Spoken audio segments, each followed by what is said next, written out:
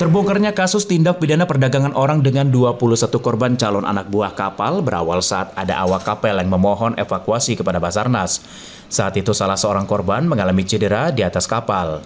Korban tersebut bahkan memohon-mohon kepada pemilik kapal untuk bisa mendapatkan pengobatan ke darat, mengingat posisi kapal sangat jauh dari darat dan perlu sampan untuk bisa tiba di daratan.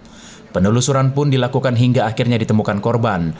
Polisi pun menemukan sejumlah testimonial yang terindikasi penjeratan utang dan penipuan serta metode perekrutan yang identik dengan memanfaatkan status kelompok rentan.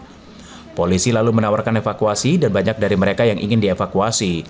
Setelah kasus ini terbongkar, tim advokasi perlindungan pekerja perikanan kemudian melakukan pendampingan terhadap 21 orang awak kapal perikanan KM Awindu 2A yang mengalami penyekapan di atas kapal. Pendampingan ini dilakukan sebagai tindak lanjut adanya aduan yang telah diterima sebelumnya oleh Polda Bali terkait perekrutan AKP ilegal di sekitar pelabuhan Benoa. Dengan iming-iming mengantongi gaji jutaan, para korban yang berasal dari sejumlah daerah di Pulau Jawa direkrut para calon melalui media sosial. Setibanya di Bali, para korban justru ditempatkan di kilometer Awindu 2A tanpa diberikan akses ke daratan. Selama di atas kapal, para korban diminta melakukan berbagai pekerjaan kapal tanpa fasilitas pelindung apapun. Mereka juga tidak mendapatkan konsumsi yang layak serta dibebankan hutang kepada calo yang disebut sebagai biaya lepas tali sebesar 2,5 juta rupiah dan mengalami penahanan KTP serta telepon genggam. Ada total 21 korban yang mengalami atau diduga itu mengalami TPPO.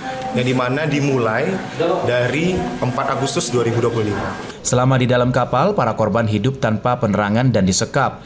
Akses para korban juga dipersulit karena posisi kapal sengaja labuh di tengah perairan pelabuhan Benoa sehingga jauh dari daratan.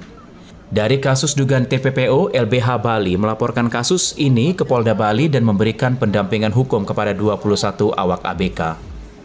Ada 7 orang yang dilaporkan terdiri atas 3 perusahaan, 3 agen atau calo, serta seorang polisi dari Polairut Pelabuhan Benoa berinisial PS.